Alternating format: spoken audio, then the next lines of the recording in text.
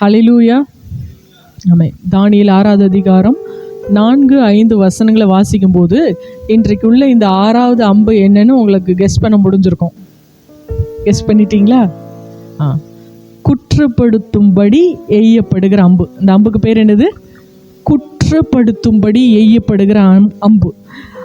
சத்துரு ஒரு ஊழியர் கத்தருக்காக எழும்பி பிரகாசிக்க ஆரம்பிக்கிறார் அப்படின்னா, இல்லை ஒரு தேவனுடைய பிள்ளை கத்தருக்குள்ள வளர ஆரம்பிக்கிறாங்க அப்படின்னா, அவர்களுக்கு எதிராக அவர்களை சோர்வுற பண்ணும்படிக்கு, அவர்கள் அந்த ஓட்டத்தில் அவர்களை சோர்ந்து அப்படி அமர்ந்திருக்க பண்ணும்படிக்கு, அந்த ஓட்டத்தின் வேகத்தை குறைக்க அவன் எய்கிற அம்பு தான் என்னது? குற்றப்படுத்துதல். குற்றப்படுத்துதல் இது நம்முடைய வாழ்க்கையில் நம்ம எல்லாருமே கடந்து வந்திருக்கலாம். இல்லை ஒருவேளை இந்த நேரத்தில் நீங்கள் அப்படிப்பட்ட ஒரு குற்றப்படுத்துகிற ஒரு காரியங்களை நீங்கள் சந்தித்து கொண்டு இருக்கலாம். ஸோ இந்த நாளிலே இந்த அம்பை குறித்து சில காரியங்களை நம்ம தியானித்து நம்ம என்ன பண்ண போகிறோம்? ஜெபிக்க போகிறோம். பரிசுத்த ஆவியானவர் கரைப்படாதபடி, குற்றப்படாதபடி நம்மை காக்க வல்லமை உள்ளவராய் இருக்கிறார். ஆமென். அவர் குற்றப்படுத்துகிறவர்களை குற்றப்படும்படி செய்கிறதற்கு அவருக்கு வல்லமை இருக்குது. ஆமென்.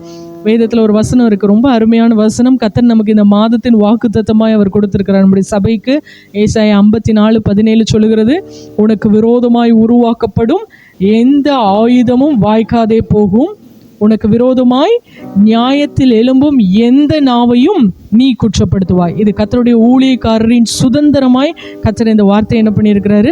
எழுதி வைத்திருக்கிறார். அப்போ குற்றப்படுத்தும்படி எய்யப்படுகிற அம்பு அது குற்றப்பட்டு போகும்படியாய் கர்த்தர் நம்மோடு கூட இருந்து கிரியை செய்ய வல்லமை உள்ளவராய் இருக்கிறார். ஆமென். ஸோ முதலாவது இந்த அம்பை குறித்து தியானிக்கிறதுக்கு முன்னாடி முதல்ல மனுஷங்க நார்மலாக நம்ம குற்றப்படுத்துறத நம்முடைய வாழ்க்கையில் பார்த்துருப்போம். நம்மளே சின்ன வயசுலேருந்து பார்த்தோன்னா ஸ்கூலில் மிஸ் அவன் அடிச்சிட்டான், மிஸ் இவன் அடிச்சிட்டான், மிஸ் என் பென்சிலை எடுத்துட்டான், மிஸ் இதில் ஆரம்பித்து அவன் என் சொத்தை அபகரிச்சுட்டு போயிட்டான், அவனை பற்றி தெரியாதாங்கிற வரைக்கும் வாழ்க்கையில் ஒவ்வொரு கட்டத்திலும் நாம் ஒவ்வொருவரை குற்றப்படுத்தி கொண்டோ இல்லை குற்றப்படுத்தப்பட்டு கொண்டோ தான் நம்முடைய வாழ்க்கையை என்ன பண்ணி கொண்டிருக்கிறோம்? நம்ம நகர்த்தி கொண்டு இருக்கிறோம். அப்போ குற்றப்படுத்துதல் இந்த வார்த்தையை நம்ம இது நம்மளுக்கு இன்றைக்கி ரொம்ப பரிச்சயமான ஒரு வார்த்தை ஆயிடுச்சு. இது ஒரு புதிதான ஒரு வார்த்தை இல்லை, அப்படி தானே? குற்றப்படுத்துகிற காரியங்கிறது ஒருவேளை உங்களை நீங்கள் அனலைஸ் பண்ணி பாருங்கள், நம்ம குற்றப்படுத்துகிறவர்களாக இருக்கிறோமா இல்லை குற்றப்படுத்தப்பட்டு கொண்டு இருக்கிறோமா அப்படின்னா ரெண்டு சைடுமே நம்ம ஈக்குவலாக இருந்திருப்போம். ஒரு பாயிண்டில் நம்ம சில பேரை குற்றப்படுத்தி கொண்டு இருந்திருப்போம், ஒரு பாயிண்டில் நம்ம சிலரால் குற்றப்படுத்தப்பட்டு கொண்டு இருப்போம். ஸோ இன்றைக்கு இந்த காரியத்தை குறித்து நம்ம கொஞ்சம் டீட்டெயிலாக பார்க்க போகிறோம். ஃபஸ்ட்டு கொஸ்டின், இந்த சப்ஜெக்டுக்குள்ளே போகிறதுக்கு முன்னாடி முதல்ல மனுஷங்க ஏன் குற்றப்படுத்துறதுக்கு ரொம்ப பிரயாசப்படுறாங்க? ரொம்ப தீவிரமாக ஒருத்தனை டக்குன்னு குற்றப்படுத்துறதுல மனுஷங்களுக்கு ஏன் அவ்வளோ ஒரு ஆர்வம்? யோசிச்சு பார்த்துருக்கிறீங்களா? யோசியே பார்த்தது இல்லையா? அதில் ஒரு சந்தோஷம் இருக்குது. அதான் ஏன் நம்மளை நல்லவங்களாக காமிச்சிடணும். டக்குன்னு ஒருத்தனை பாலை தூக்கி அவன் மேலே போட்டான்னா அவன் அதுக்கு பொறுப்பாயிருவான், நம்ம எஸ்கேப் ஆயிடுவோம். ஸோ மனிதர்கள் ஒரு மனுஷனை குற்றப்படுத்துறதற்கு, இல்லை சத்துரு ஒரு மனிதனை, தேவனால் அபிஷேகம் பண்ணப்பட்டவங்களை, தேவனுடைய ஊழியத்தை செய்கிறவங்களை குற்றப்படுத்துறதுக்கு ஏன் ரொம்ப பிரயாசப்படுகிறான்? தானியேல் 6வது அதிகாரம் 3-4 வசனங்களை நீங்கள் வாசித்து பார்த்தீங்கன்னா அந்த வசனம் சொல்லுகிறது, இப்படி இருக்கையில் தானியேல் பிரதானிகளுக்கும் தேசாதிபதிகளுக்கும் மேற்பட்டவனாய் இருந்தான். 31வது வசனம், 5வது அதிகாரம் 31வது வசனத்தில் இருக்கு. தரியு என்ற ராஜா அந்த பாபிலோன் அந்த ராஜ்யத்தை ஆளும்படிக்கு வர்றார். இப்போ 120 தேசங்கள் அவனுக்கு கீழே இருக்குன்னு வச்சுக்கோங்களேன். தரியுக்கு கீழே ஒவ்வொரு தேசத்துக்கும் ஒவ்வொரு லீடரை வச்சுட்டு அந்த 120 பேரும் ராஜாவுக்கு விரோதமான காரியங்களை செஞ்சிடக்கூடாது. ஸோ அந்த 120க்கு மேலே ஒரு 3 பேரை நியமிக்கணும்னு தரியுக்கு ஒரு ஆலோசனை. அப்படின்னா அந்த 3 பேர் கவனிச்சுக்கிட்டாங்கன்னா ராஜாவுக்கு எந்த விதத்துலையும் ஒரு நஷ்டம் வராது அப்படின்னு சொல்லிட்டு இந்த 3 பேரை நியமிக்கிறான். இந்த 3 பேரில் ஒருத்தராய் யார் இருக்கிறா? தானியேல் என்ற அந்த தேவ மனுஷன் இருக்கிறார்.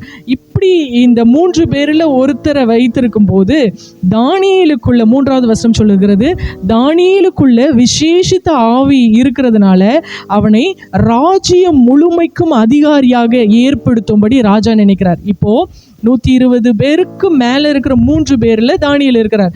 அந்த 3 பேர்லயுமே அந்த டோட்டல் இன்சார்ஜ் தானியேல் கிட்ட கொடுக்கலாம். ஏன்னா தானியேலுக்குள்ள ஒரு விசேஷித்த ஆவி இருக்குதுன்னு யார் பார்க்கிறா? அந்த தேசத்தின் ராஜா தரியு ராஜா பார்க்கிறாரு. தானியேல் கொஞ்சம் ஸ்பெஷலா இருக்கிறார். இந்த 3 பேர்லயுமே இவர் எப்படி இருக்கிறாரு? கொஞ்சம் ஸ்பெஷலா இருக்கிறார். அப்போ இவரை தேசம் முழுமைக்கும் நம்ம அதிபதியா வைக்கலாம், அதிகாரியா வைக்கலாங்கும் போது அப்பொழுது பிரதானிகளும், நம்ம வாசிக்க கேட்ட வசனம் தான், பிரதானிகளும் தேசாதிபதிகளும் ராஜ்யத்தின் விசாரிப்பிலே தானியேலை குற்றப்படுத்தும்படி என்ன பண்றாங்களாம்? முகாந்திரம் தேடுறாங்க. தானியேலுக்குள்ள இருந்த விசேஷித்த ஆவி ராஜ்யம் முழுமைக்கும் அதிபதியா இவனை வைக்க போறாங்க, இவனோட பொசிஷன் அப்ப என்ன மாதிரி உயர போகுது அப்படிங்கிற தானியேலுடைய வளர்ச்சியையும் தானியேலுக்குள்ளே கர்த்தர் கொடுத்திருந்த விசேஷித்த கிருபைகளையும் பார்த்து பொறாமை கொண்ட மனிதர்கள் தானியேலை குற்றப்படுத்தும்படி எழும்புகிறார்களாம். அப்போ நம்ம தெரிஞ்சு கொள்ளணும், நம்மை குற்றப்படுத்தும்படி சத்துரு எழும்புகிறான்னா உங்களுக்குள்ளே கர்த்தர் விசேஷித்த ஆசீர்வாதங்களை வைத்திருக்கிறார், விசேஷித்த கிருபைகளை வைத்திருக்கிறார். அது மாத்திரம் இல்லை, உங்களை கொண்டு தேவன் வைத்திருக்கிற திட்டங்கள் உன்னதமானவைகளாக இருக்கிறது. ஆமேன். உங்களை கர்த்தர் உயர்த்தி வைக்கிற இடம் அவர்களுக்கு ஆச்சரியத்தையும் பிரமிப்பையும் கொடுக்குது. நானும் இதே மாதிரி தானே பிரதானியா இருக்கிறேன், நானும் இதே மாதிரி தேசத்தின் காரியங்களை நுணுக்கமாய் அறிந்தவன் தானே, எங்களுக்குள்ள இவங்க இல்லையா? ஏன் பாபிலோன்ல பிறந்து வளர்ந்து கற்று தேர்ந்தவர்கள் இல்லையா? ஏதோ ஒரு நாட்டிலிருந்து சிறைப்பிடித்து கொண்டு வந்த இந்த மனிதனை நம்முடைய தேசத்துல ராஜாவா எப்படி வைக்க முடியும் என்று அந்த மனிதர்களுக்குள்ள ஏற்பட்ட பொறாமை அவங்களை என்ன பண்ண வச்சது? இவனை எப்படியாவது குற்றம் பிடிக்கணும், இவனை ஏதாவது ஒரு காரியத்துல குற்றப்படுத்திட்டேன்னா ராஜா அந்த கணத்தையும் அந்த மகிமையும் அவனுக்கு என்ன பண்ண மாட்டார்? தரமாட்டார். இன்றைக்கு சத்துரு நம்மை குற்றப்படுத்த விளைகிறதின் நோக்கம் என்னது? ராஜாவாகிய தேவனாகிய கர்த்தர் நம்மை கொண்டு வைத்திருக்கிற தரிசனங்கள், நம்மை கொண்டு அவர் செயல்பட வைத்திருக்கிற திட்டங்கள் அவனுக்கு பொறாமையும் எரிச்சலையும் கொண்டு வருது. எப்படி இந்த மனுஷன் என்ன வழிபட்டுட்டு இருந்தான், இந்த உலகத்தின் சிற்றின்பங்களுக்கு பின்னாடி அலைஞ்சிட்டு இருந்தான், ஒன்றுக்குமே வழி இல்லாம இருந்தான், இவன் துன்மார்க்கமாய் காரியங்களை செஞ்சுட்டு இருந்தான். இவனை தேடி வந்து ரட்சித்து இன்னைக்கு இவன் மேல இவ்வளோ பெரிய தரிசனங்களையும் இவன் மேல இவ்வளோ பெரிய திட்டங்களையும் கர்த்தர் வைத்திருக்கிறார். எப்படி அவரை வைக்கலாம்? எப்படி? அந்த பொறாமையினால சத்துரு என்ன பண்றான்? இவனை எப்படியாவது ஒரு வகையில குற்றப்படுத்திட்டேன்னா தேவ திட்டத்திலிருந்து இவனை என்ன பண்ணிடலாம்? நகட்டிடலாம். இவனை எப்படியாவது இவங்களை நம்ம குற்றப்படுத்திட்டோம்னா, இவன் செய்கிற காரியங்கள் ஒரு குற்றத்தை கண்டுபிடிச்சு இவர்களை குற்றப்படுத்தி விட்டோம் என்றால் தேவன் அவர் மேலே வைத்திருக்கிற அந்த அதிகார பொறுப்பை என்ன பண்ண மாட்டாரு? இவன் குற்றவாளியா இருக்கிறான், இவனுக்கு இதை கொடுக்க வேண்டாம்னு என்ன பண்ணுவார்? ஒன்று தடை பண்ணப்படும், இல்லைன்னா தாமதப்படுத்தப்படும். ஒரு ஆமைன்னு சொல்லலாமா? அப்போ சத்ருவோட ஆசை என்னது? இவனை எப்படியாவது குற்றப்படுத்திட்டேன்னா ஒருவேளை இவன் தரிசனம் எப்படியாவது நிறைவேறினாலும் கொஞ்சம் தாமதப்படுத்தலாம். இதை என்ன பண்ணலாம்? கொஞ்சம் தாமதப்படுத்தலாம். சில வேளைகளை சில ஆசீர்வாதங்கள் நம்மை விட்டு தாமதப்படுத்தப்படுகிறதுக்கு, சில ஆசீர்வாதங்கள் டிலே ஆகிட்டு இருக்கிறதுக்கு காரணம் உங்களை குற்றப்படுத்தும்படி சத்ருவானவன் காரியங்களை என்ன பண்ணிகிட்டே இருக்கிறான்? செய்து கொண்டே இருக்கிறான். அந்த குற்றத்தை கண்டுபிடிச்சி அந்த குற்றத்தை கொண்டு போய் தேவ சந்நிதியில தேவ புத்திரர்கள் இருக்கும்போது சாத்தானும் அவர்கள் நடுவில் போய் என்ன பண்ணிட்டு இருக்கிறான்? நித்தமும் நம்முடைய சகோதரர் பேரில் குற்றம் சுமத்துகிறவனாகிய சத்துருன்னு வேதம் சொல்லுகிறது. நித்தமும் தேவ சமூகத்துல போய் அவனை பார்த்தீங்களா, அவனை நம்பி இவ்வளோ பெரிய தரிசனம் வச்சிருக்கிறீங்களே, அவன் செய்கிற காரியத்தை பார்த்தீங்களா, அவனை நம்பி இவ்வளோ பெரிய திட்டங்கள் வச்சிருக்கிறீங்க, ஆண்டவரே அவனை குறித்து இப்படிலாம் நீங்க வந்து பிளான்ஸ் வச்சிருக்கிறீங்க, ஆனால் அவன் பேசுகிற பேச்சு கேட்டிங்களா, அவன் எங்கே போயிட்டு இருக்கிறான் பார்க்குறீங்களா, அவன் எப்படி மேட்டிமையாக நடக்கிறான் பார்க்குறீங்களா, அவன் எவ்வளோ அவனுடைய காரியங்களை குறித்து அவன் உருவாக்கின அவனுடைய குடும்பத்தின் காரியங்கள், அவன் ஸ்டேட்டஸை குறித்து எவ்வளோ பெருமையோடு இருக்கிறான் பார்க்குறீங்களா, ஆனால் நீங்கள் அவனை குறித்து என்ன பண்ணுறீங்க? இவ்வளோ பெரிய திட்டங்கள் வைத்திருக்கீங்க. நித்தமும் நம்மை குறித்து நம்முடைய சகோதரர் பேரில் குற்றம் சுமத்தி கொண்டே இருக்கிறது யாருடைய வேலை? சத்துருடைய வேலை. அப்போ சத்துரு நம்ம மேல கர்த்தர் வைத்திருக்கிற அந்த திட்டங்களை தரிசனங்களை பார்த்து இப்படி ஒரு எதற்குமே தகுதியில்லாத இந்த மனிதனை ஆண்டவர் தெரிந்தெடுத்து இவ்வளோ பெரிய காரியங்கள் அவன் மேல வச்சிருக்கிறாரே, இதை நிறைவேற்ற போகிறாரேங்கிற ஆத்திரத்துல பொறாமையில அவன் என்ன பண்றான்? எப்படியாவது குற்றப்படுத்தி அதை நகற்றி விடணும்னு என்ன பண்றான்? எதிர்பார்த்து நிற்கிறான். அப்படிப்பட்ட சத்ரு, கெட்சித்து சுற்றி வருகிற சத்ருவுக்கு எதிராக தான் கர்த்தர் நமக்கு இந்த வாக்கு தத்தத்தை கொடுத்திருக்கிறார். உனக்கு விரோதமாய் நியாயத்தில் எழும்பும் எந்த நாவையும் நீ குற்றப்படுத்துவாய். நம்ம ஒன்றை புரிந்து கொள்ளணும், சத்ரு இந்த குற்றப்படுத்துகிறதற்கு காரணம் அவனுடைய பொறாமை, தேவ திட்டத்தில் எப்படி இந்த மனுஷனுக்கு இப்படி ஒரு பாக்கியம், இது எல்லாத்துக்கும் மேலே அவன் குற்றப்படுத்துவதற்கு முன்பதாக முகாந்திரம் தேடுவான். இங்கே தானியேல் புஸ்தகத்தில் நம்ம பார்க்குறோம், தானியேல் 6வது அதிகாரத்தில் அவர்கள் என்ன பண்ணுறாங்களாம், தானியேலை ஏதாவது ஒரு விஷயத்தில் 4வது வசனம் சொல்லுகிறது, தானியேலை குற்றப்படுத்தும்படி முகாந்திரம் தேடினார்கள், ஆனாலும் ஒரு முகாந்திரத்தையும் குற்றத்தையும் கண்டுபிடிக்க அவர்களால் கூடாது இருந்தது. அவங்க தேடுறாங்க எந்த காரியத்தில் இவனை குற்றப்படுத்தலாம். யோசிச்சு பாருங்க, தானியேல் என்ன பண்ணிட்டு இருக்கிறாரு, ராஜாவோட அரண்மனையில் என்ன பண்ணிட்டு இருக்கிறாரு, பிரதானமான ஒரு வேலை செஞ்சுட்டு இருக்கிறாரு. கிட்டத்தட்ட கிங்குக்கு அடுத்த பிளேஸில் இருக்கிற மாதிரி அவரோட போஸ்டிங். யோசிச்சு பாருங்க, அவனுடைய வேலையில் எவ்வளோ குற்றப்படுத்தணும்னு ட்ரை பண்ணியிருப்பாங்க. கரெக்டாக அட்டண்டன்ஸில் பஞ்ச் வைக்கிறானா, கரெக்டாக இந்த காரியத்தை செய்கிறானா, பண விஷயத்தில் கரெக்டாக இருக்கிறாரா, இந்த காரியத்தில் கரெக்டாக இருக்கிறாரா, அவருக்கு கொடுக்கப்பட்ட பொறுப்புகளை அவனுக்கு கீழே இருந்து ஒர்க் பண்ணுறவங்க சரியாய் செய்கிறாராங்கிறத கரெக்டாக பார்க்குறாரா, எல்லா விதத்திலும் அலசி ஆராயமாக இருந்திருப்பாங்களா? ஏன்னா தானியேல் ஒரு நபர், அவருக்கு விரோதமாய் கூட்டம் கூடினவங்க அநேகம் பேர், பிரதானிகள் அநேகம் பேர். அத்தனை பேரும் அவங்களோட குடும்பத்தில் ஒருவேளை தனிப்பட்ட பரிசுத்த வாழ்க்கையில் தானியேல் ஒருவேளை இந்த பெண் கூட பேசும்போது சரியாக பேசுகிறாரா, இல்லை என்ன மாதிரி பேசுகிறார், இந்த இடத்திற்கு எதற்கு தானியேல் வர்றார், எல்லா ஆஸ்பெக்ட்லேயும் பிரதானிகள் என்ன பண்ணியிருப்பாங்க, அலசி ஆராய்ஞ்சிருப்பாங்க. உண்டா இல்லையா? யோசிக்க முடியுதா உங்களால்? ஏன்னா ஒரு மனுஷனை அவனுடைய போஸ்டிங்கிலிருந்து அவனை கீழே தள்ளி விடணும், ராஜாவின் அந்த கணத்திற்கு அவனை தகுதியற்றவனாய் மாற்றணும்.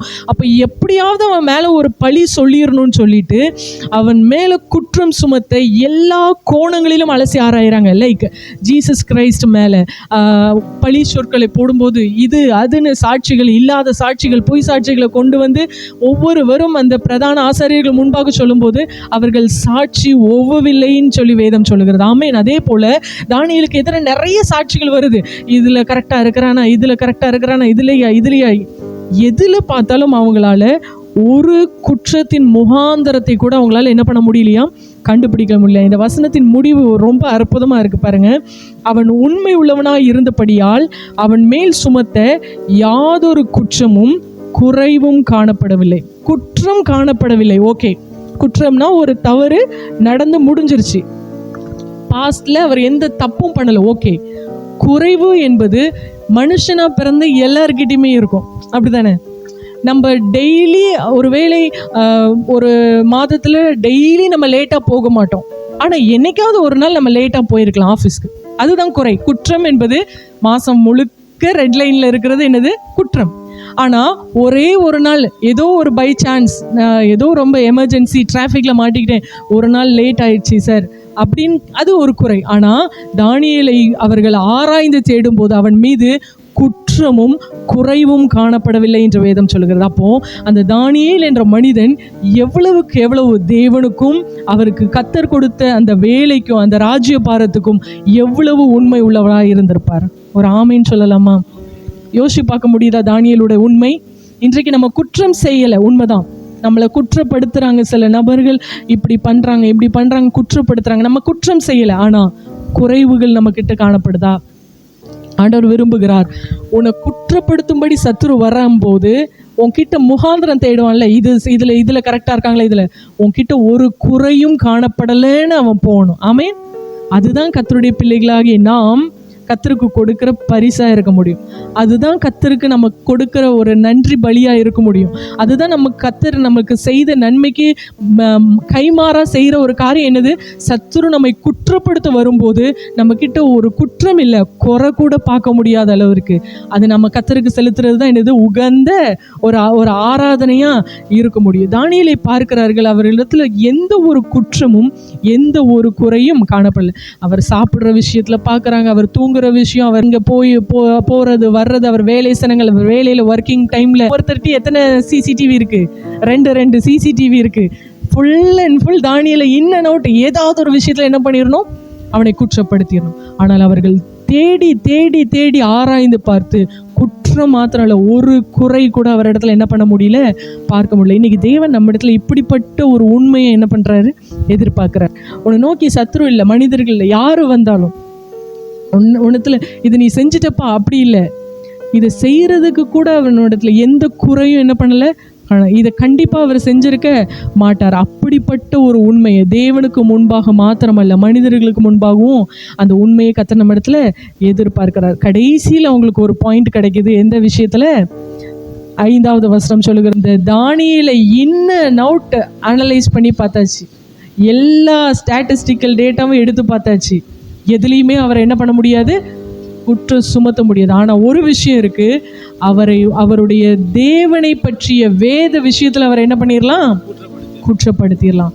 அப்போ அவருக்காக உருவாக்குறாங்க ஒரு சட்டத்தை, ராஜாவை தவிர 30 நாட்கள் என்ன பண்ணக்கூடாது, வேற எந்த தெய்வத்தையும் வழிபடக்கூடாது. தானியேல் எதை வேணாலும் செய்யாம இருப்பார், ஆனால் தேவனிடத்துல ஜெபிக்காம மட்டும் இருக்க மாட்டார் என்று அவருடைய சத்துருக்களுக்கும் தெரிந்திருந்தது. ஆமென், ஆமென்.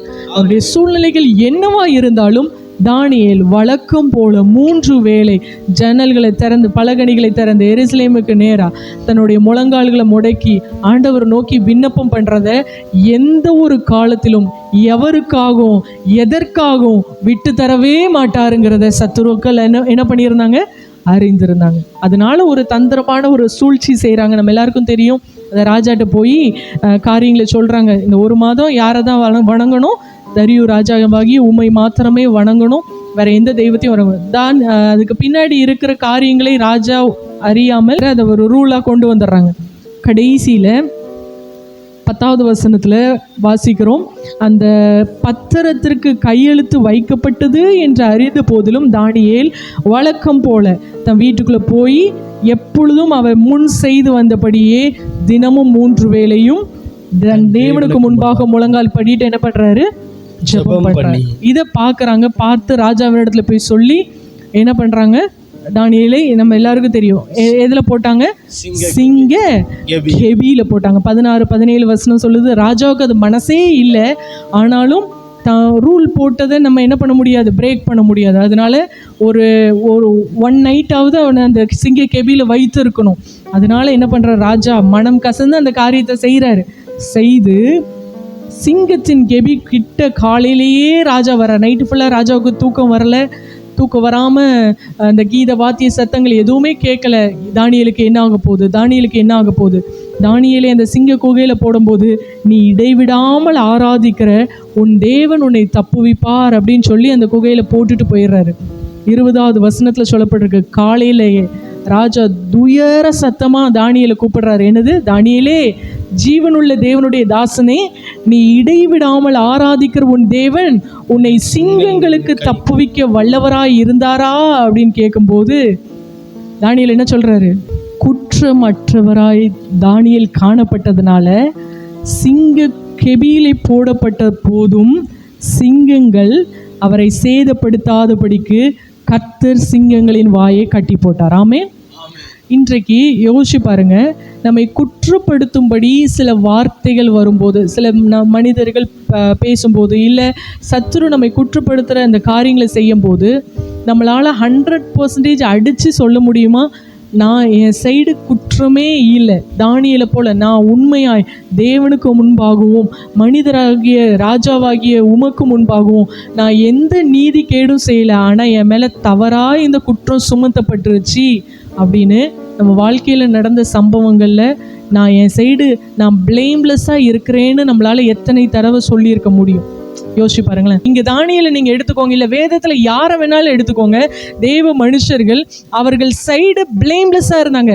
யாரும் விரல் நீட்டி ஒரு காரியத்தை சொல்ல முடியாத அளவுக்கு, அவர்களிடத்துல குற்றம் இல்லை, குறை கூட காணப்படாத அளவிற்கு தன்னை காத்து கொண்டு அந்த அளவுக்கு தன்னுடைய சரீரத்தை ஒடுக்கி, தன்னுடைய காரியங்களை ஒடுக்கி, கர்த்தருக்காக வைராகியமா, தன்னுடைய வாழ்க்கையில் உண்மையா, கர்த்தருக்கு முன்பாக ஒரு தூய்மையான வாழ்க்கை வாழ்ந்ததுனால தான் கர்த்தர் அந்த வார்த்தையை சொல்லுகிறார், நீ குற்ற உன்னை குற்றப்படுத்துகிற எந்த நாவையும் நீ குற்றப்படுத்துவாய். இன்றைக்கு நம்ம இந்த வாக்குத்தத்த வார்த்தையை பிடித்து வைத்துக் கொள்கிறோம்.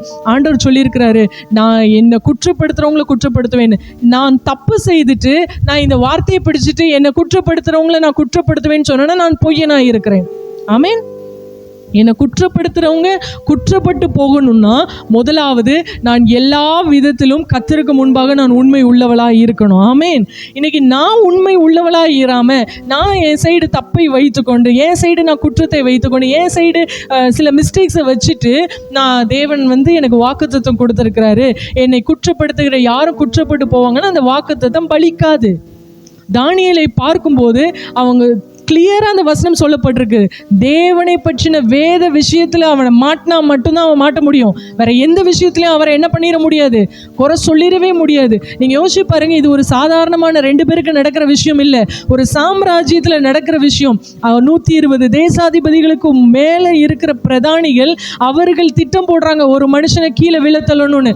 சும்மா ஃபால்ஸ் ப்ரூஃப் வச்சுட்டு அவங்க போய் என்ன பண்ண முடியாது, ராஜாவின் இடத்துல போய் நிற்க முடியாது. கண்டுபிடிக்கப்பட்டால் ராஜா அப்படியே யாருக்கு, இந்த பிரதானிகளுக்கு மேல. அப்போ எவ்வளவு நுணுக்கமா அந்த காரியங்களை, சாட்சிகளை தேடி இருப்பாங்க, இல்ல சாட்சிகளை உருவாக்க பிரயாசப்பட்டிருப்பாங்க. அவங்க நினைச்சிருந்தாங்கன்னா என்னென்ன காரியங்கள் இப்ப நம்ம பார்க்கிறோம். ஒரு நபரை ஒரு ஜட்ஜ்மெண்ட்குள்ள கொண்டு வரணும், சிறை இருப்புக்குள்ள கொண்டு வரணும்னா எத்தனை ஃபால்ஸான விட்னஸஸ் கிரியேட் பண்றாங்க, எத்தனை அவதூறான காரியங்களை உருவாக்குறாங்க. அப்படியே நம்ம ஏதோ சினிமா மாதிரி காரியங்களை என்ன பண்றாங்க, உலகத்திலேயே அந்த மனிதனை குற்றப்படுத்தும்படி உருவாக்குறாங்க. இதே மாதிரி எத்தனை தந்திர சூழ்ச்சிகளை அந்த பிரதானிகள் தானியேலுக்கு எதிராக செய்திருக்க ட்ரை பண்ணியிருப்பாங்க. ஆனால் அவர்கள் என்ன ட்ரை பண்ணாலும் தானியேலுடைய உண்மை அவைகள் அனைத்திலும் இருந்து அவனை என்ன பண்ணிருச்சு, தூக்கி எடுத்துருச்சு. தானியேலுக்குள்ளே இருந்த உண்மை, கர்த்தருக்காக அவர் பாராட்டின அந்த உண்மை, அந்த ராஜாவுக்கு முன்னாடி நான் நீதிகேடு செய்ய மாட்டேன், நான் உண்மையா இருப்பேன்னு தன் வேலையில காண்பித்த உண்மை அவரை எங்க கொண்டு வந்து விட்டுருச்சு, சிங்க கெபிக்கு போனா கூட அங்கிருந்தும் காப்பாற்றி வெளியில தூக்கி விட பண்ண அவருடைய உண்மை அவரை வழி நடத்தினது. ஒரு ஆமேன் சொல்லலாமா? இன்றைக்கு நம்ம ஆண்டவரே என்னை குற்றப்படுத்துறாங்க, சில வேளைகளை குடும்பங்கள்ல நம்ம நினைக்கிறோம், என்னுடைய மாமியார் என்னை குற்றப்படுத்துறாங்க, என் கணவர் என்னை குற்றப்படுத்துறாங்க, என் மனைவி என்னை குற்றப்படுத்துறாங்க. யோசிச்சு பாருங்க, தானியேலை போல உங்களால சொல்ல முடியுமா, நான் எந்த ஒரு நீதி கேடும் செய்யலை, நான் உண்மை உள்ளவனா தேவனுக்கு முன்பாக இருக்கிறேன், நான் உண்மை உள்ளவனா இருக்கிறேன், என் மேல அநியாயமா குற்றம் சுமத்துறாங்க. இல்லை, நம்ம மேலே 1000 மிஸ்டேக்ஸை வச்சுட்டு நான் நல்லவன் போல் ஆண்டோடைய ப்ரெசென்ட்டில் பாஸ்டர் எங்கள் வீட்டில் இப்படி பண்ணுறாங்க, என்னுடைய குடும்பத்தில் இப்படி பண்ணுறாங்க, இவர்கள் இப்படி பண்ணுறாங்க, ஜெபிங்க எனக்காக. ஆண்டவர் என்ன பண்ணிகிட்டே தான் இருக்கிறாரு, பார்த்து கொண்டே தான் இருக்கிறார். குற்றப்படுத்துகிறவர்கள் எனக்கு விரோதமாய் வந்து காரியங்களை செய்யும் போது தேவன் பார்க்கிறாரு. தேவன் நம்மை குற்றப்படுத்துகிறவர் இல்லை, ஆனால் நம்ம குற்றத்தோடு இருக்கிறதையும் அவர் விரும்புகிறது இல்லை. நான் சொல்ல வர்றது புரியுதா? அவர் நம்மளை குற்றப்படுத்தி நீ இந்த மாதிரி தவறு பண்ணிட்ட, நீ இந்த மாதிரி காரியங்களை செஞ்சுட்டேன்னு அவர் நம்மை குற்றப்படுத்தி காமிக்க மாட்டார். ஆனால் நம்ம குறையற்றவர்களாக இருக்கணுங்கிறத அவர் விரும்புகிறார். ஆமென். அப்போ சத்ரு நம்மை குற்றப்படுத்தும் போது இன்னைக்கு நிறைய பேர் நம்ம சொல்கிறோம், என்னை குற்றப்படுத்துகிறாங்க, எனக்கு வாக்குத்தத்த வார்த்தை இருக்குது, எனக்கு விரோதமாய் நியாயத்தில் எழும்புற எந்த நாவையும் நான் குற்றப்படுத்தேன் அப்படின்னா நமக்குள்ளே ஒரு அசைக்க முடியாத ஒரு உண்மை இருக்கணும். தேவனுக்கு மாத்திரம் இல்லை, மனிதர்களுக்கு முன்பாக அந்த உண்மை இருக்கணும். நான் உள்ளும் புறமுமா இன் அண்ட் அவுட் பார்க்கும்போது நான் உண்மை நிறைந்தவளா இருக்கணும்.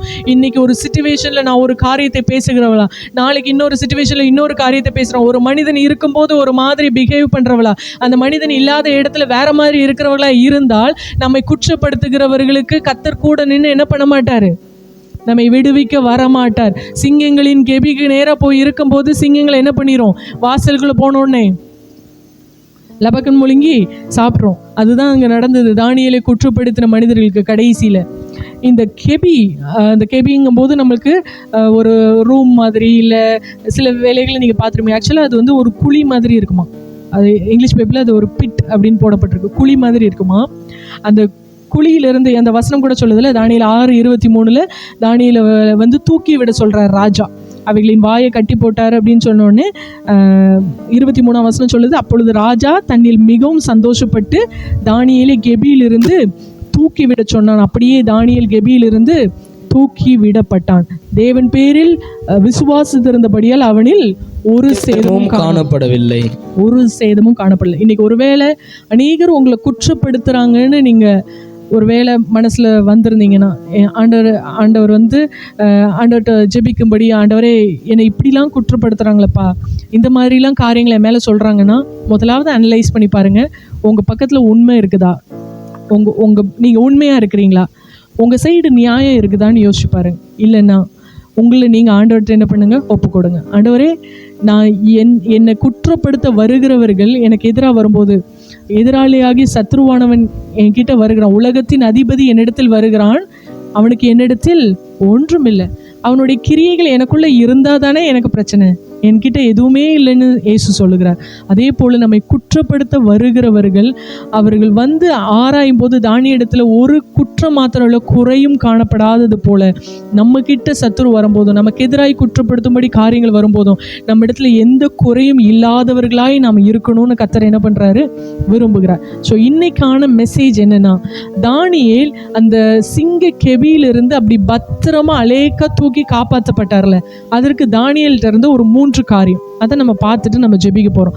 தானியேல் சிங்க கெபிங்கிறது சாதாரணமான விஷயம் அல்ல. அந்த சிங்க கெபியில் எப்போ மனிதர்கள் வந்து அந்த குழிக்குள்ளே போடப்படுவார்கள், அப்பொழுது அவர்களை உயிரோடு விழுங்கி அவர்களை எலும்புகளை நொறுக்கணும்னு தான் அந்த சிங்கங்கள் என்ன பண்ணும், காத்து கொண்டு இருக்கும். அப்படிப்பட்ட சிங்க கெபியில் இருந்து ஒரு மனிதனுடைய உயிர் காப்பாற்றப்படுகிறது அப்படின்னா, தானியேல் கிட்ட காணப்பட்ட ஒரு 3 காரியங்கள். நம்பர் 1, தானியேல் 1வது அதிகாரம் 8வது வசனம்.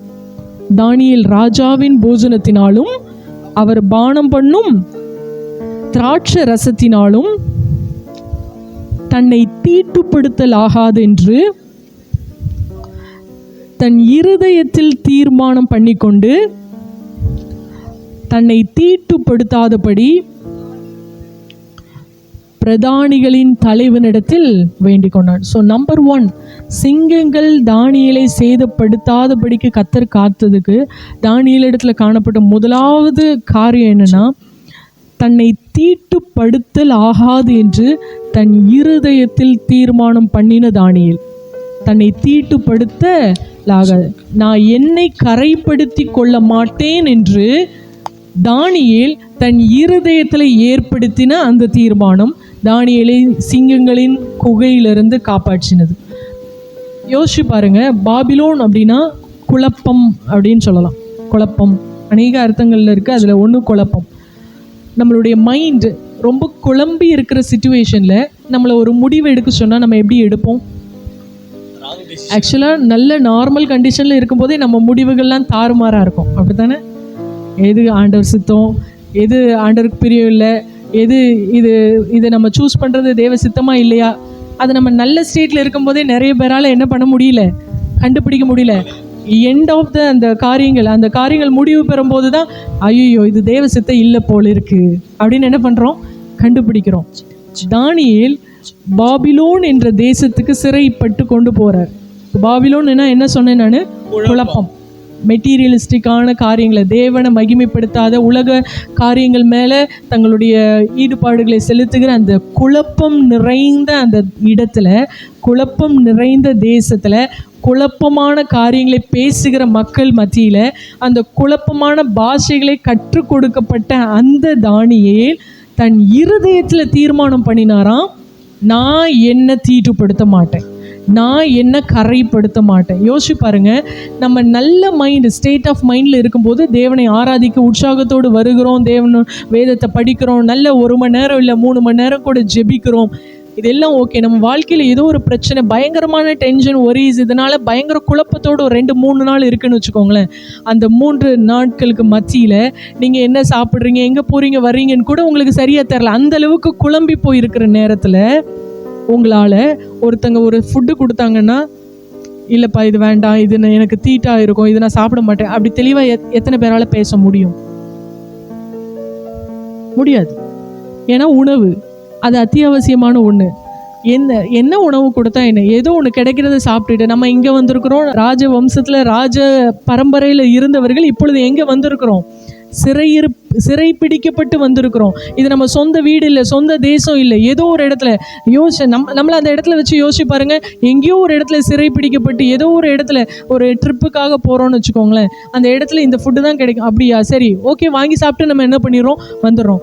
குழப்பம் நிறைந்த அந்நிய தேசத்துல, சிறைப்பட்டு போன தேசத்துல தானியேல் தன்னை போஜனத்தினால கூட தீட்டுப்படுத்திடக்கூடாது.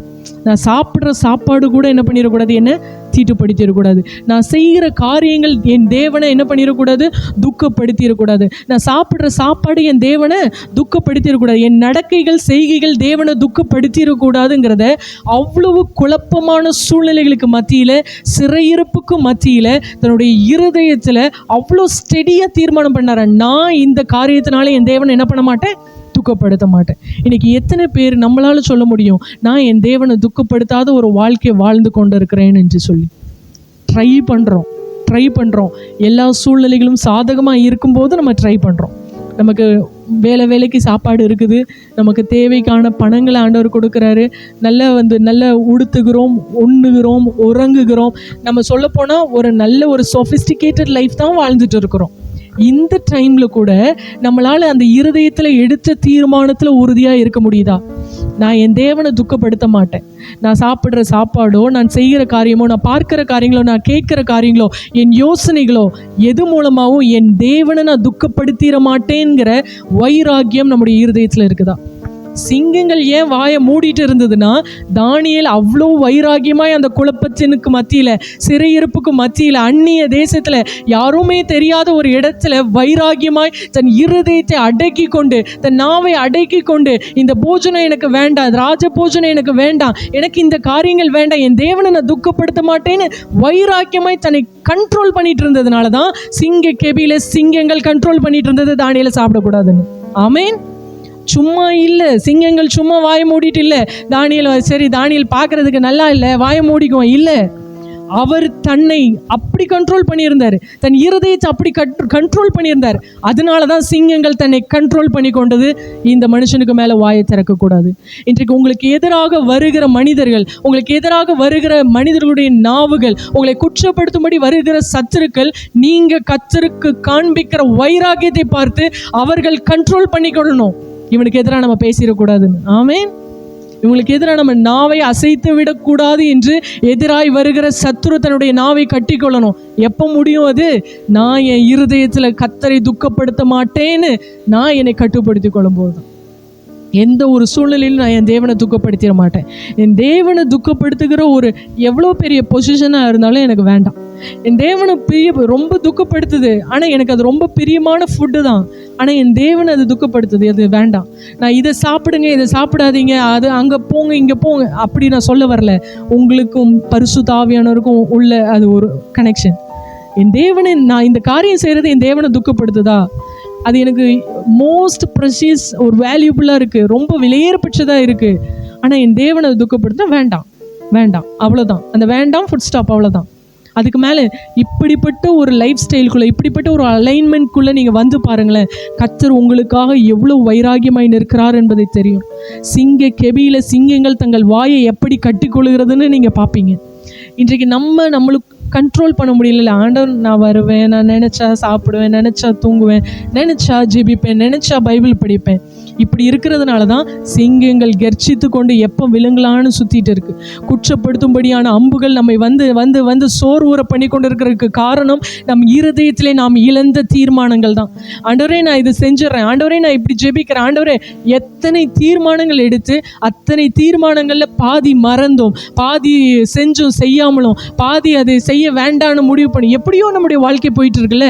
ஆனால் நம்முடைய ஸ்டேட் ஆஃப் மைண்டு நல்லா தான் இருக்குது, நல்ல தெளிவான இடத்துல தான் இருக்கோம், சொந்த தேசத்தில் இருக்கோம், தாய் தகப்பனுடைய வீட்டில் இருக்கோம், இல்லை நம்ம சொந்த வீட்டில் இருக்கோம், நம்ம சொந்த காரியங்களை பார்க்கிறோம், நல்ல வேலைகளை செய்கிறோம், நல்ல மற்ற காரியங்களை செய்கிறோம், உலகத்தின் காரியங்களை என்ஜாய் பண்ணுறோம். ஆனால் தேவனை குறித்த காரியத்தில் நம்ம இருதயத்தில் தீர்மானம் இல்லை. ஆனால் உலக பிரகாரமாக ஒரு காரியம்னா அதுக்கு நம்ம தீர்மானம் பண்ணுறோம், பிளான் பண்ணுறோம், கரெக்டாக பக்காவாக அதுக்கான காரியங்களை ஆயத்தம் பண்ணுறோம், அதற்காக எவ்வளோ திட்டமிடுகிறோம், காரியங்களை செய்கிறோம். ஆனால் தேவனை குறித்த காரியத்தில் அந்த தீர்மானம் இல்லை.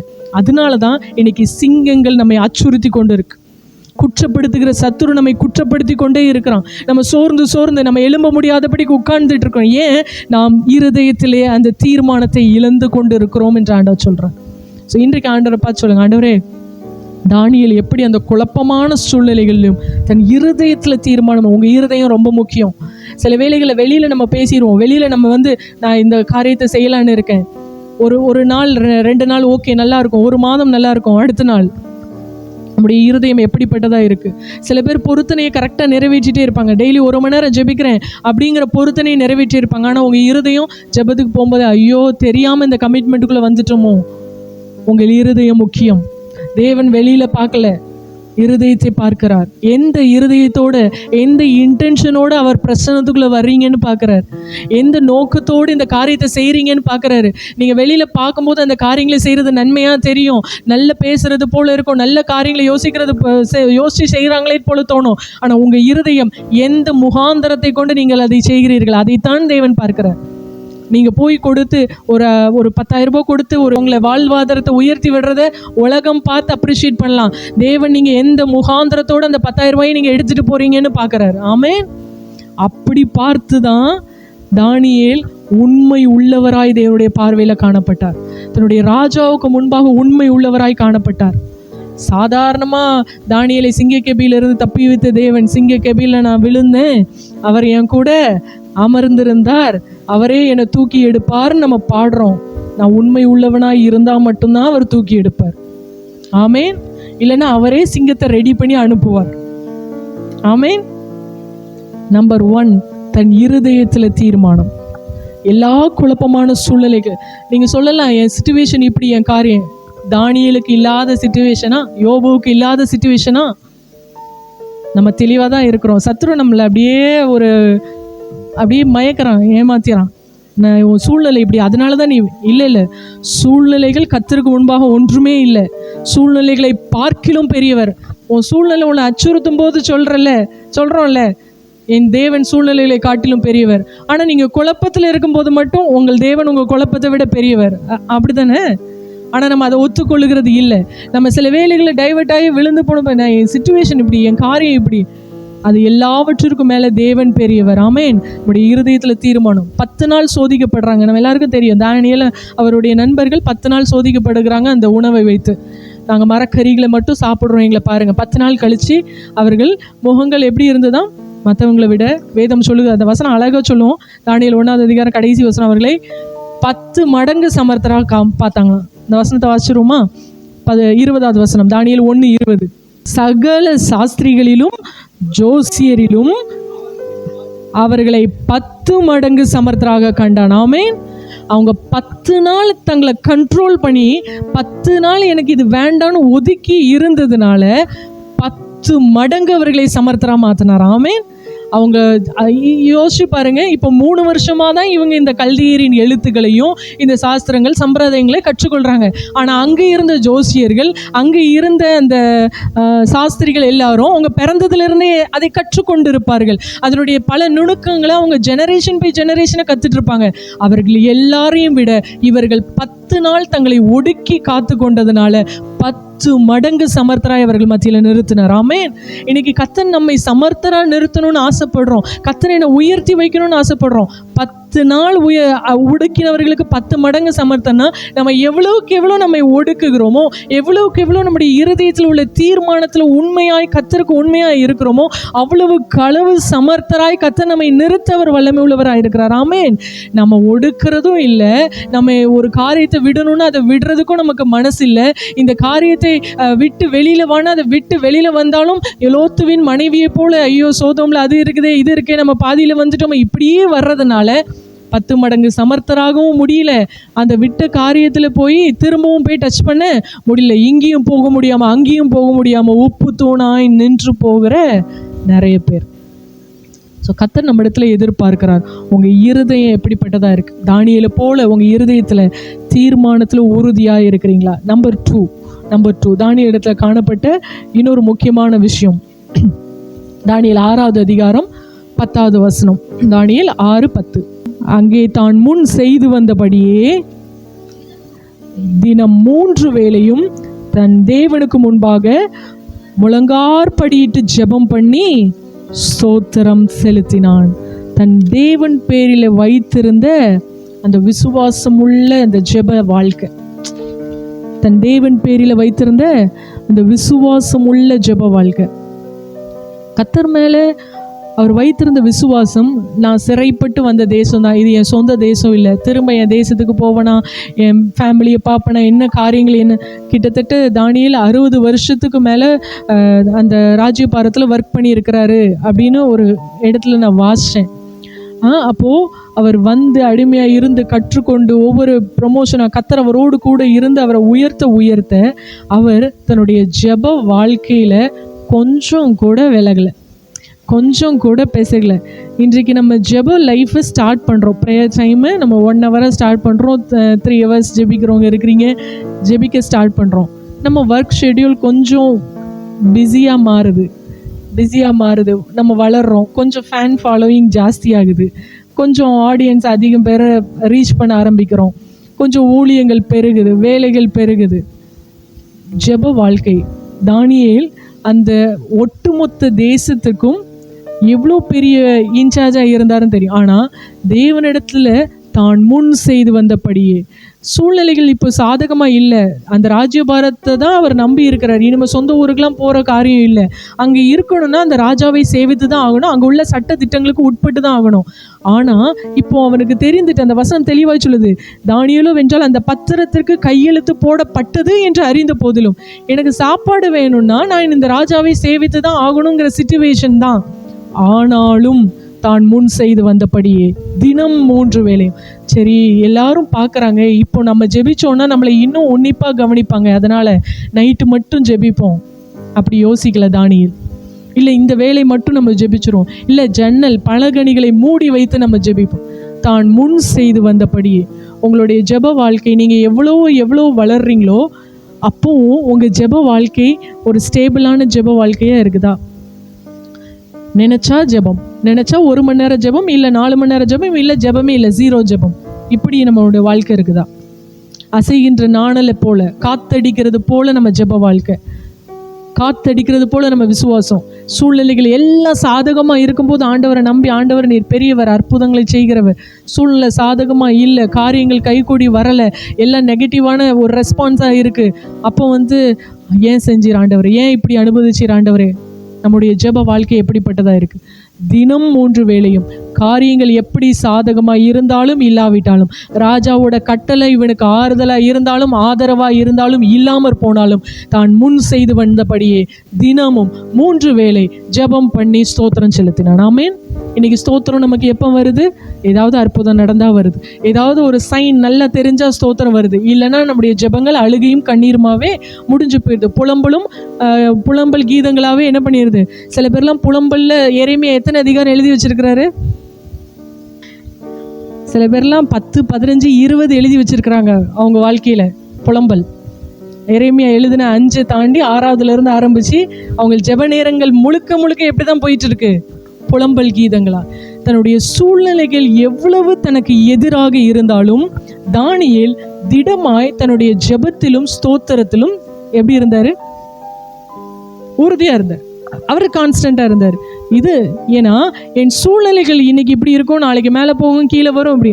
ஆனால் நான் சேவிக்கிற தேவன் அவர் மாறாதவர், அவர் நேற்றும் இன்றும் என்றும் மாறாதவர். என் சூழ்நிலை இன்னைக்கு எனக்கு பாசிட்டிவாக தெரியும், நாளைக்கு நெகட்டிவாக தெரியும், நாளைக்கு நடக்காதது போல தெரியும், அப்புறம் அது நடக்கும், என்ன வேணால் அது மாறிட்டே இருக்கும், அது ஆசிலேட்டிங்லேயே தான் இருக்கும்.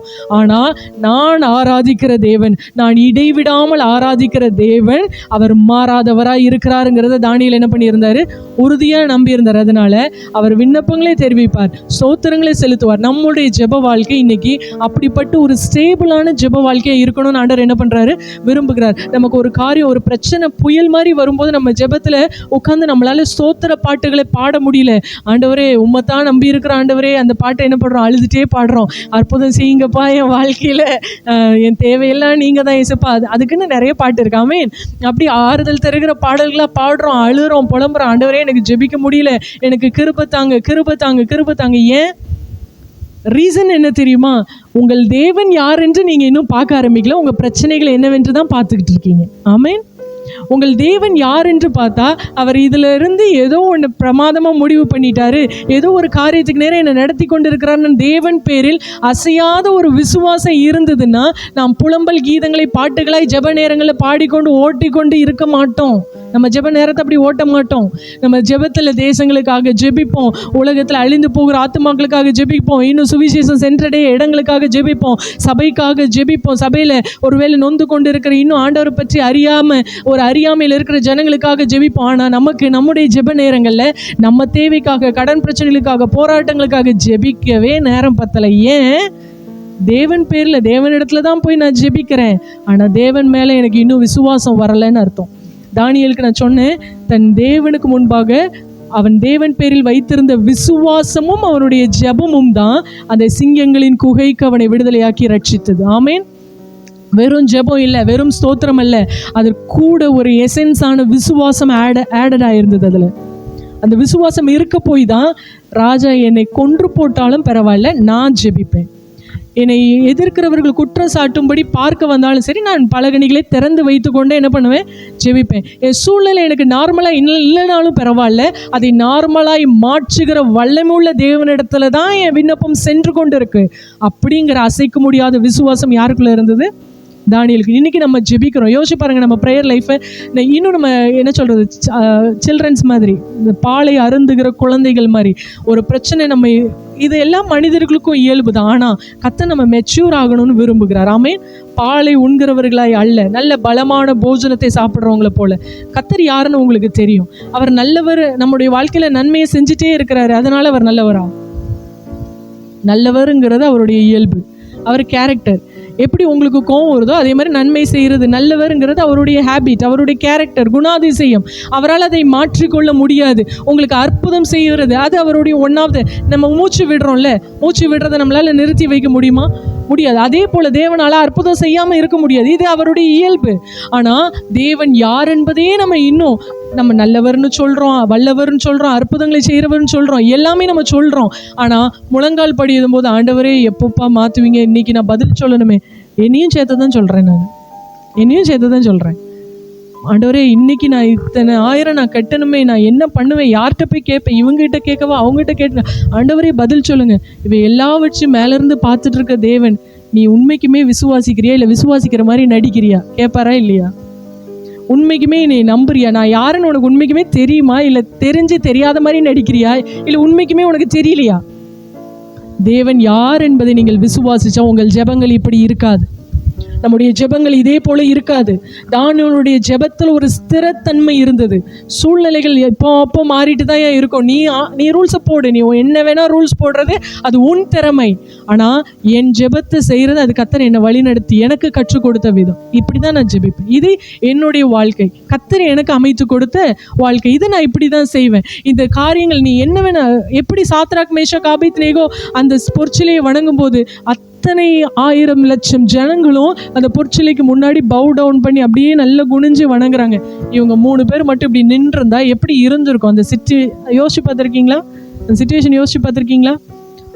ராஜா அங்கேருந்து உக்கிர கோபத்தோடு பார்க்குறாரு. சரி, இன்னொரு சான்ஸ் தரேன், இப்போ திரும்ப கிண்ணறம் நாகஸ்வரம் எல்லாருமே வாசிக்கிறோம், திரும்ப மண்டிட்டு முழங்கால் படிங்க. ராஜாவாகி உமக்கு தெரிந்திருக்க கடவுள் நாங்கள் இதை பண்ண மாட்டோம். எப்படி அப்படி முடிகிறது? அவர்கள் ஜீவனை பெருசாக பார்க்கல, தங்கள் வாழ்க்கையை பெருசாக பார்க்கல, தேவனை பெருசாக பார்த்தாங்க. இன்றைக்கி நம்ம தேவனை பெருசாக பார்க்குறேன், நான் தேவன் தான் எனக்கு பெரியவர், தேவன் தான் என் வாழ்க்கையில் உன்னதமான ப்ரையாரிட்டியாக நான் வச்சுருக்கிறேன்னு நம்ம சொல்கிறோம். ஆனால் நம்ம அதை உண்மைக்குமே செஞ்சோன்னா நம்ம இப்படி ஜெபித்து கொண்டு, இப்படி நம்ம புலம்பல்களாய் நம்முடைய ஜெபங்களை ஓட்டி கொண்டு இருக்க மாட்டோம். ஒரு மனுஷன் வாழ்க்கையில் புலம்பவே கூடாதா? ஆண்டோட சமூகத்தில் புலம்பலாம், தப்பு கிடையாது. ஆனால் யோசிச்சு பாருங்கள், ஆண்டவர் சமூகத்துக்கு போகிறதே சில பேர் தங்கள் தேவைகளை தெரிவிக்கிறதற்காக மட்டும்தான். ஆண்டவரே எனக்கு இது வேணும், அது வேணும். நான் ஏற்கனவே சொல்லியிருக்கேன்ல, ஒரு அம்மா வந்து அவங்களுக்காக சரீர சுகத்துக்காக, அப்புறம் அவங்க பிள்ளைக்கு படிக்கிறதுக்கு, பிள்ளைகள் திருமணம், பிள்ளைங்க அடுத்த அவங்களுடைய பேரம்பேச்சிகள், அவங்க படிப்பு, அவங்களுடைய சரீரம், அவங்க திருமணம். இதே மாதிரி ரொட்டீன் லைஃப்பில் வாழ்ந்து கொண்டு இருக்கிற கிறிஸ்தவர்கள் நம்ம எத்தனை பேர் இருக்கிறோம்? தேவனிடத்துல போகிறதே ஏதோ ஒரு ஏடிஎம் மிஷின்குள்ளே போகிற மாதிரி. ஏடிஎம் சென்டரில் எதுக்கு போவோம்? நம்ம போய் ஏதோ 100 ரூபாய் எடுக்கிறதா இருந்தால் போவோம், இல்லை அக்கௌண்ட் பேலன்ஸ் செக் பண்ண போவோம், இல்லை ஏதோ ஒரு காரியம். தேவைன்னா இதே போல் தேவ பிரசன்னத்திற்கும் போகிறது. 1 மணி நேரம் ஜெபிக்கிறேன் நான் டெய்லின்னு சொல்கிறாங்க. 1 மணி நேரமும் போய் தங்களுக்காகவே எழுதி வைத்து ஜெபித்து கொண்டு வருகிற பரிசுத்தவான்கள் என்ன பண்ணிட்டு தான் இருக்கிறாங்க. கர்த்தர் நம்ம இடத்துல விரும்புகிறது உறுதியான ஜெப வாழ்க்கை, உறுதியான ஜெப வாழ்க்கை. தானியேலுடைய ஜெபம் ஏன் பெரிதாய் பேசப்படுது? தானியேலுடைய ஜெபத்துக்கு ஏன் வேண்டிக் கொள்ள துவங்குறதற்கு முன்பதாகவே கட்டளை வெளிப்பட்டது? தானியேலுடைய ஜெபம் உறுதியாக இருந்தது. அதில் எந்த ஒரு பிசுருமே தட்டல, அதில் எதுலேயுமே மிஸ்டேக் பார்க்க முடியாது. அவன் சொன்னால் அது கரெக்டாக இருக்கும், சாங்ஷன் பண்ணிவிடு. அவன் ஏதோ சொல்ல வரான், அவன் சொன்னால் கரெக்டாக தான் இருக்கும், கொடுத்துரு. அதுதான் தானியேலுடைய ஜெபத்திற்கான பதில். இன்றைக்கு நம்ம போய் ஜெபித்து ஜெபித்து ஜெபித்து நம்ம காத்திருக்கிறோம், பதில் வரமாட்டேங்குது. ஏன்? நம்முடைய ஜெபங்கள் இன்னும் ஸ்திரப்படவில்லை. நம்ம ஜெபங்கள் இன்னும் ஸ்திரப்படணும்னு ஆண்டவர் விரும்புகிறார். ஆமே. உங்கள் தனி ஜெபத்தில் ஆண்டோடைய பாதத்தில் காத்துருங்க. ஏசப்பா, தானியேலை பூரா உறுதியாக ஜெபிக்க எனக்கு கற்றுதாங்கப்பா. நானும் இவ்வளோ நாள் ஜெபிக்கிறேன்னு சொல்லி எதுக்கெல்லாமோ நான் ஜெபிச்சுட்டு இருக்கேன். ஆக்சுவலாக நம்ம ஜெபிக்கிற காரியங்களுக்கெல்லாம் ஜெபிக்காமே பதில் வந்துட வேண்டியது தான். ஆண்டவரை பற்றி அறியாத ஒரு புறஜாதி மார்க்கத்தை சார்ந்த ஒரு மனிதர் சொன்னார்,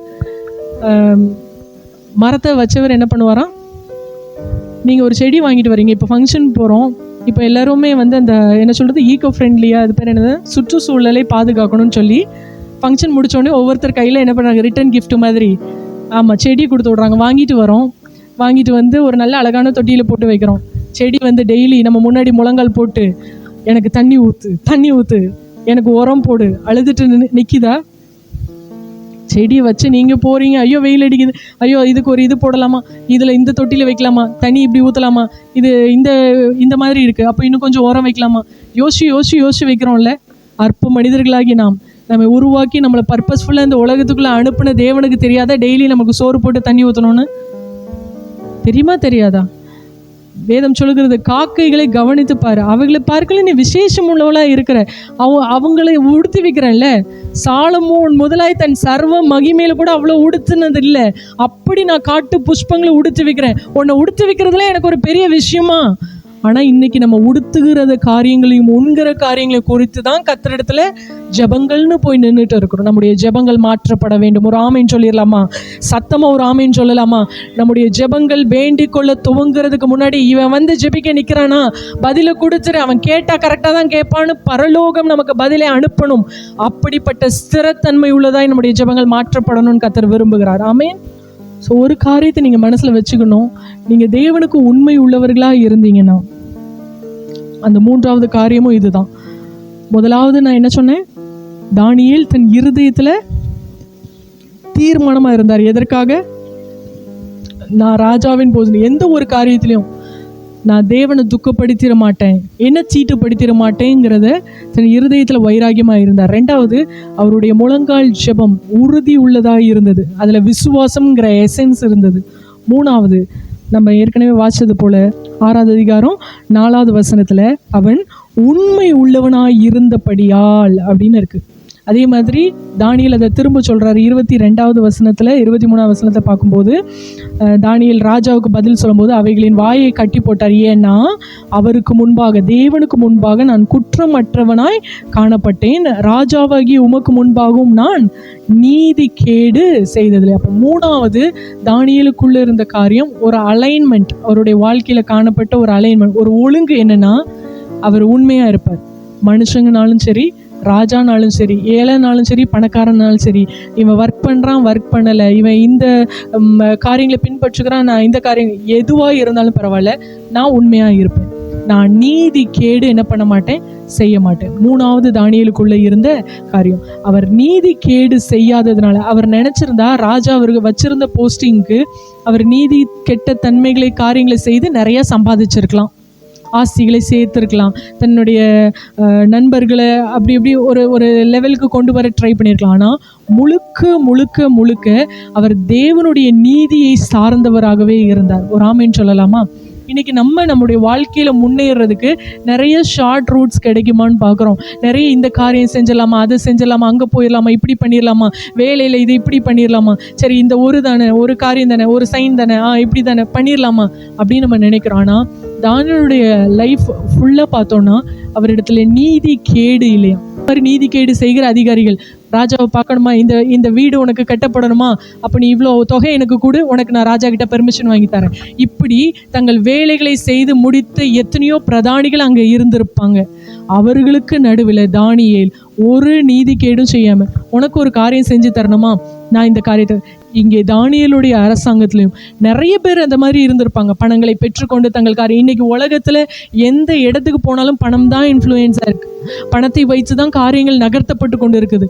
அதுக்கு மத்தியில நீங்க வேலை பண்ற ஸ்தலங்கள்ல, நீங்க வேலை பார்க்கிற இடத்துல உங்க மேல அந்த இன்ஃப்ளூயன்ஸை கிரியேட் பண்ணணும்னா, நீங்க தேவனுக்கும் மனிதர்களுக்கும் நீதி கேடு செய்யாதவர்களாய் இருந்தால் மாத்திரம்தான் நீங்க இன்ஃப்ளூயன்சரா மாற முடியும். ஆமென்.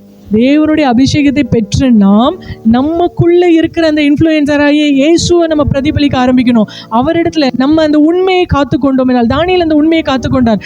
எந்த ஆங்கிள் போய் பார்த்தாலும் நீ என்னை பார்த்து சொல்ல முடியுமா, நான் உன்கிட்ட ஏதோ லஞ்ச பணம் வாங்கி கொண்டு இந்த காரியத்தை செய்தேன் என்று யாருமே அந்த அரசவையிலையோ அந்த ராஜ்யபாரத்திலோ தானியேலை விரல் நீட்டி காமிக்க முடியல. அதனாலதான் அவரை குற்றப்படுத்த முடியல.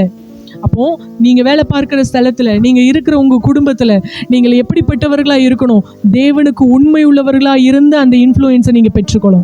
நீங்க போகும்போது ஒரு தேவ மனுஷன், நான் ஏற்கனவே சொல்லியிருக்கேன் செய்தியில, ஒரு தேவ மனிதன் ஒரு ஸ்தலத்துக்குள்ள நடந்து வர்றாருன்னா அந்த தேவ பிரசன்னம் அந்த தேவ மனிதன் இருக்கிற இடத்துல தங்கிருது. தேவன் நம்மையும் அப்படிப்பட்ட பிரசன்னம் நிறைந்தவர்களாய் மாற்றணும்னு தான் என்ன பண்றாரு, விரும்புகிறார். அதற்கு தேவன் எதிர்பார்க்கிறது உண்மை மட்டும்தான். தேவன் இடத்துல உண்மையா இருக்கிற அந்த மனிதனை பார்த்துட்டாருன்னா தேவன் அந்த இடத்துல கூட போட்டு தங்கிடுவார். ஆமென்.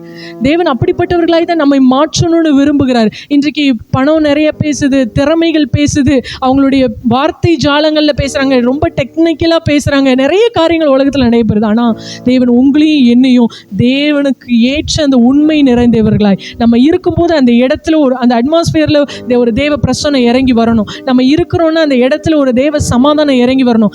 அப்படிப்பட்ட பாத்திரங்களாய் கர்த்தர் நம்மை நிறுத்தணும்னு விரும்புகிறார். ஆமென். இன்னைக்கு பேசின 3 பாயிண்ட் உங்களுக்கு புரிஞ்சிருக்கும்னு நினைக்கிறேன். அப்படித்தானே? இதை வைத்து நீங்க ஜெபிங்க, இதை வைத்து ஜெபிங்க. ஏசப்பா, தானியேலை குறித்து இன்னும் அதிகமாக மெடிடேட் பண்ணுங்க. தானியேலை சும்மா சாதாரணமாக இந்த சாத்ராக் மேஷாக் ஆபேத்நேகோ, அக்கினி சூளை, சிங்க கெபிலாம் ஜஸ்ட் ஸ்டோரிஸ் மாதிரி நீங்கள் போயிடாதீங்க. இன்டெப்த்தாக உள்ளே போய் பாருங்க. அவர்கள் ஒவ்வொருவரும் கர்த்தருக்கென்று காண்பித்த வைராகியங்கள், அதை நம்ம வாழ்க்கையில் அதை நம்ம ஸ்டார்ட் பண்ணிட்டோம்னாலே அதற்கான சயின்ஸை நம்ம பார்க்க ஆரம்பிச்சிருவோம். ஸோ 3 காரியங்கள்: தன் இருதயத்தில் அசைக்க முடியாத அந்த உறுதி, தீர்மானம், என் தேவனை நான் துக்கப்படுத்திட மாட்டேன். 2வது, ஜெபமும் ஸ்தோத்திரமும். நம்முடைய ஜெபத்தில் உறுதி. எப்படி? விசுவாசமுள்ள ஜெபத்தில் உறுதியாக இருந்த தானியேல். 3வது, தன்னுடைய வேலையிலையும் சரி கர்த்தருக்கு முன்பாகவும் சரி உண்மை உள்ளவராய், நீதி கேடு இல்லாதவராய் இருந்த தானியேல். நீங்கள் கர்த்தர் உங்களை உயரமான இடங்களுக்கு கொண்டு செல்வார். இந்த பூமியில் கர்த்தர் வைத்திருக்கிற போஸ்டிங், உங்களுக்குன்னு பெரிய பெரிய போஸ்டிங்கில் நீங்கள் போய் அமருவீங்க. பெரிய பெரிய சேர்ஸில் கர்த்தர் உங்களை அமர வைப்பார். ஆனால் தேவனுக்கு முன்பாகவும் உலக பிரகாரமான அதிகாரிகளுக்கு முன்பதாகவும் நீதி கேடு செய்யாத ஒரு வாழ்க்கை வாழ உங்களை இன்றைக்கு அர்ப்பணித்துக் கொள்ளுங்க. ஒரு உண்மையாக நான் இருப்பேன் ஏசப்பா, நான் என்னை நீங்கள் எவ்வளோ பெரிய ஹையர் மோஸ்ட் பொசிஷனில் என்னை நீங்கள் உட்கார வைக்கிறீங்களோ அவ்வளோக்கு எவ்வளோ நான் உமக்கு உண்மையாக இருப்பேன். இருக்கிற இடங்களில் முழங்கால் படிட்டு ஆண்டவரை நோக்கி பார்க்க போகிறேன்.